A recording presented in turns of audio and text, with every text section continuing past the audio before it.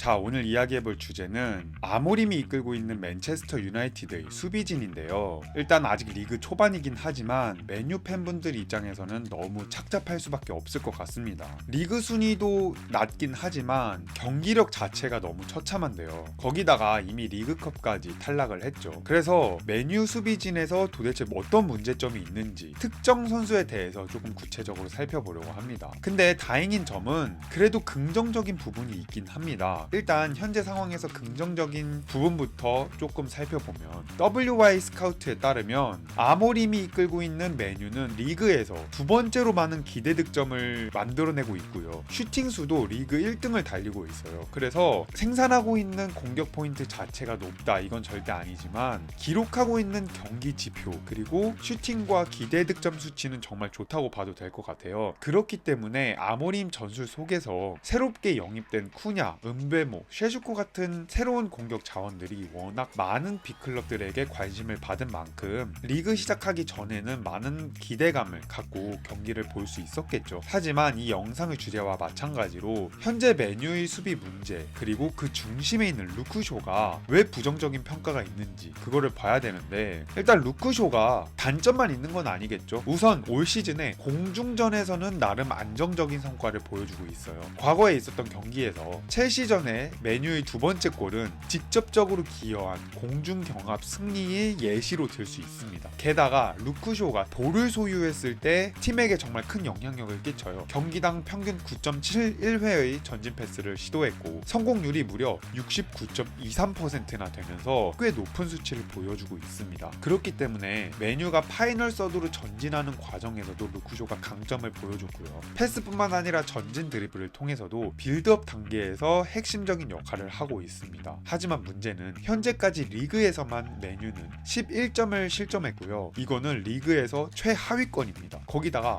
허용 슈팅 수가 경기당 7.28회로 정말 좋지 않은 상황이에요. 여기에는 수비 라인의 문제가 있긴 한데 종종 결정적인 기회를 내주기도 하고요. 이는 시즌 첫 5경기에서 슈팅당 기대 실점 0.181로 리그 최악의 결과로 이어지고 있습니다. 근데 이 최악의 수비 상황 속에서 그나마 괜찮은 수치를 기록하고 있는 선수들이 디알로, 더리우트, 달로, 마즈라위가 수비 경합 성공률에서 모두 80%를 넘었어요. 마즈라위는 살짝 낮긴 하지만 모두 상위권에 위치해 있습니다. 하지만 여기에서도 뒤떨어지는 수비 경합 성공률을 보여주고 있는 선수가 2명 있는데 그 선수들이 바로 루크쇼와 요로예요. 이 선수들은 57.14%, 요로는 53.33%로 딱 중위권에 머물러 있습니다. 그래서 이렇게 수치적으로만 설명을 하기보다는 루크쇼가 어떤 수비적인 문제점이 있는지 더 구체적으로 경기 장면과 함께 살펴볼게요. 우선 첫 번째 경기 장면인데 루크쇼가 지금 가지고 있는 가장 큰 문제점 중 하나가 뭐냐면 1대1 상황에서 정말 무리하게 수비 시도를 한다는 건데요. 이 아스널전에서는 아스널이 지금 볼을 소유하고 있는 상황인데 루크쇼가 자신이 담당하고 있는 포지션에서 더 나아가서 볼을 소유하고 있는 선수에게 달려들어요. 근데 이것만 봤을 때는 그렇게 문제가 없습니다. 왜냐면 애초에 메뉴가 지향하고 있는 전술 자체가 3백, 수비 시에는 5백으로 후방에 위치해 있는 선수들이 다른 팀들에 비해서는 한 명 더 많아요. 그렇기 때문에 루크쇼가 미드필더의 부족한 숫자를 메워주기 위해서 이렇게 앞으로 튀어나가는 거는 그렇게 문제가 될 건 없습니다. 하지만 문제는 수비하는 방식이겠죠. 그냥 앞에 나아가서 압박을 하는 방향으로 잡으면 좋았겠지만 무리하게 태클을 시도해요. 그래서 안 그래도 세트피스가 강한 아스널인데 거기다가 위협적인 지역에서 아스널에게 세트피스 프리킥을 내주게 됩니다. 정말 말도 안 되는 장면이에요. 그 다음 장면인데 루크쇼가 지금 장면에서는 후방에 위치해 있죠. 근데 벤 화이트가 볼을 가지고 있는 상황에서 무리하게 볼을 빼앗으러 앞으로 돌진을 해요. 근데 이것도 앞에서 말씀드렸던 것처럼 볼을 뺏으러 나아가는 건 그렇게 큰 문제가 되진 않습니다. 문제는 벤 화이트에게 무리하게 다가서서 또 1대1 경합 싸움을 만들어내요. 근데 벤 화이트가 공격수도 아닙니다. 풀백이랑 센터백에서 주로 뛰는 수비수예요. 거기다가 드리블에 특출난 장점이 있는 선수도 아니죠. 근데 벤 화이트를 상대로 돌파를 허용하게 됩니다. 그래서 화이트가 앞으로 전진해서 넓은 공간을 확보하게 돼요. 아스널 입장에서는. 이것도 정말 말도 안 되는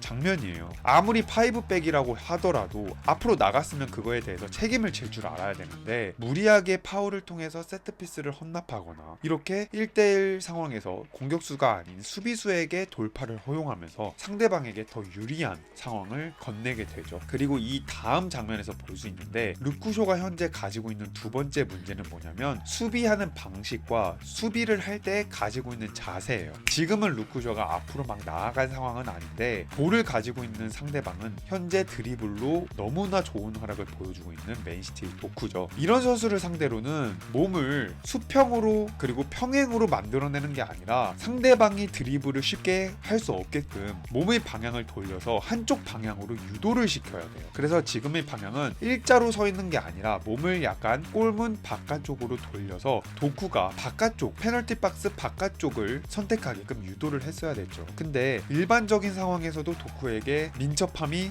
밀릴 텐데 자세까지 무너지면서 그 다음 장면을 보면은 이 좁은 공간에서 1대1 돌파를 허용하게 됩니다. 그래서 도쿠는 페널티 박스 안에서 골키퍼에게 빠른 속도로 접근을 할 수 있게 돼요. 그 다음 장면인데요. 루쿠쇼가 지금 가지고 있는 세 번째 문제점이 뭐냐면 공격수랑 경합을 하는 상황에서 너무 밀접하게 몸을 달라붙는다는 문제인데요. 이 장면에서도 루쿠쇼는 홀란드를 막기 위해서 바짝부터 수비를 합니다. 하지만 신체적인 능력 차이가 분명히 있는 상황이죠. 그래서 홀란드가 만약에 볼을 받았을 때 앞으로 나아갈 수 있는 터치를 만들 수만 있다면 루쿠쇼는 절대 홀란드를 스피드로 따라잡을 수가 없어요. 물론 이렇게 타이트하게 압박을 하는 상황에서 상대방 공격수가 뒤로 돌아서서 터치를 가져가기는 어렵겠죠. 근데 터치를 가져갈 수만 있다면 이 상황에서는 홀란드가 너무나 프리한 넓은 공간을 갖게 됩니다. 정리를 해보면 루쿠쇼는 이번에도 자세가 너무 똑바로 서 있었고요. 거기다가 너무 밀접하게 달라붙으면서 체격 조건이 불리한 상황에서 홀란드를 몸싸움으로 이겨낼 수도 없는 상황이고, 거기다가 그 다음 장면을 보면 이렇게 홀란드가 경합 상황에서 이겨냈을 때 루쿠쇼는 그냥 속수무책으로 바라볼 수밖에 없어요. 그래서 어쩔 수 없이 옆에 있는 팀 동료가 홀란드를 백업하기 위해 자신이 위치하고 있는 수비 자리를 포기하고 커버를 하게 돼요. 이거는 같은 팀 동료에게 책임감을 떠넘기는 행위라고 생각을 합니다. 그 다음 장면 풀럼전에서도 비슷해요. 이제 문제점을 딱 보면 아실 수 있을 것 같은데 이번에도 어느 정도 공간을 두고 수비를 하는 게 아니라 정말 바짝 몸을 밀착해서 수비를 합니다. 말씀드린 대로 이렇게 수비를 하면은 공격수가 뒤를 도는 건 더 힘들어지겠죠. 근데 문제는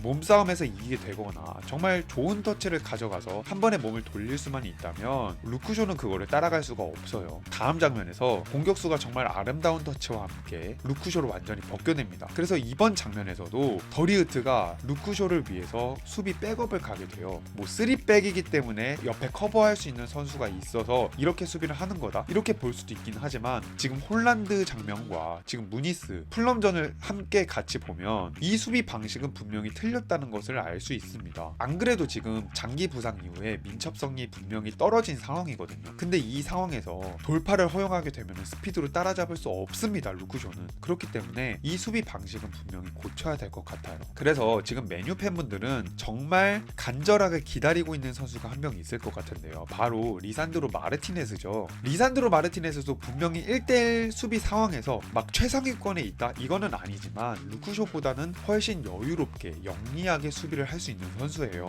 헤딩 경합 상황에서는 분명히 신체적인 아쉬운 모습을 보여주긴 하지만 이제 보여드릴 데이터에 따르면 말도 안 되는 수비 지표를 가지고 있습니다. 뭐 포지셔닝, 그리고 공중볼 경합 성공률, 공중볼 경합 시도, 이거는 낮은 퍼센타일을 보여주고 있긴 하지만 수비 경합률과 수비 경합 성공률은 각각 74.5, 77.1%로 상위권에 위치하고 있죠. 거기다가 주목해서 봐야 될 부분은 뭐냐면 빨간색 부분이 공을 소유했을 때, 그리고 노란색 부분이 공격했을 때를 퍼센타일로 나눈 건데 모두 최상위권에 위치해 있습니다. 그러니까 3백에서 리산드로가 있을 때 왼쪽 센터백에서 뛰었을 때 루쿠쇼보다 얼마나 더 좋은 모습을 보여줄 수 있을지 기대감을 안 가질 수가 없겠죠. 그럼 여기서 루쿠쇼의 수비 경합 성공률을 빠르게 살펴드리면 18%이에요. 정말 말도 안 되는 수치죠. 그렇기 때문에 지금 1대1에서 계속해서 지고 있는 거고요. 그러면 리산드로 마르티네스가 수비하는 방식에 대해서는 어떻게 할지 구체적인 경기 장면과 함께 살펴보려고 하는데, 이거는 지금 크리스탈 팰리스 지난 시즌 경기 장면이거든요. 현재 리산드로는 상대방이 볼을 받은 상황에서 밀접하게 몸을 지나치게 붙어서 수비를 하는 방식이 아니라 어느 정도 강하게 압박을 하면서 여유롭게 공간을 가져갔거든요. 거기다가 지금 수비하는 방식을 보면 엉덩이를 충분히 낮췄고요. 공격수를 향해 정면으로 들어서지 않았습니다. 그러면 공격수가 설령 리산드로 마르티네스를 제친다고 하더라도 민첩성과 수비 자세와 함께 돌파를 빠르게 따라가서 수비를 할 수 있었던 거겠죠. 그래서 그 다음 장면을 보면 리산드로는 그 공간을 이용해서 바로 어깨를 집어넣고 상대방 공격수로부터 공 소유권을 빼앗아 오게 됩니다. 그 다음 장면 리버풀전을 보면 이번에는 커티스 존슨을 상대로 수비를 하는 장면인데, 이번에도 역시 타이트하게 압박을 하는 건 맞지만 엄청나게 몸을 밀착하진 않습니다. 루크쇼처럼. 그리고 역시 무릎을 낮추면서 수비 안정성을 되게 크게 높였고요. 따라서 이번에도 공격수에게 충분히 압박을 가하되 무리하게 밀착하지는 않았습니다. 결과는 그 사이에 메뉴의 지원하는 수비가 합류하면서 1대1 상황을 2대1 수비로 만들면서 바로 리버풀의 소유권을 빼앗게 됩니다. 이런 식으로 리산드로 마르티네스는 어느 정도 공간을 확보하고 대신에 몸의 방향과 몸의 높이를 낮추면서 수비 안정성을 가져가면서 언제든지 수비를 타이트하게 압박을 할 수 있도록 만듦과 동시에 만약에 돌파를 허용하더라도 바로 따라잡을 수 있는 수비 방식을 택한 거고요. 근데 조금 문제가 뭐냐면 지금 리산드로는 부상에서 복귀하는 시점이 내년 초입니다. 2026년 1월에서 2월로 예상이 되고 있는데 그때 복귀를 하더라도 언제 선발 명단으로 들 수 있을지 그것도 봐야 되고요. 그래서 지금 뭐 미드필더 문제, 카제미로 우가르테가 불안하다, 마이누가 위치에 맞지 않는다, 거기에 뭐 왼쪽 윙백인 도루구가 보여주는 퍼포먼스가 아쉽다, 이거를 논하기 전에 일단 루크쇼 자리를 해결을 해야 될 것 같아요. 루크쇼가 지금 유망주도 아니고 지금 당장 와서 수비하는 방식을 바꿔라, 지금보다 훨씬 더 좋은 퍼포먼스를 보여줘라, 저는 냉정하게 기대가 안 됩니다. 그래서 루크쇼로 어떻게든 이런 문제점들을 조금이라도 개선하기 위해서 노력을 하고 리산드로 마르티네스가 돌아왔을 때 몸의 상태가 되게 좋기를 바라야 될 것 같아요. 메뉴의 지금 팀 상황을 봤을 때 전술 자체를 보면 영상 초반에 언급했던 것처럼 지금 공격 지표가 그렇게 나쁘지는 않습니다. 기대 득점과 슈팅 시도가 너무 좋은 상황이고요. 문제는 지금 미드필더와 수비인데 특히 제 생각에는 수비, 그 중에서도 루크쇼에게 큰 문제점이 있는 상황이다, 이렇게 말씀드리고 싶어요. 그래서 오늘의 영상은 여기까지고요. 이렇게 끝까지 시청해주신 분들 너무 감사합니다.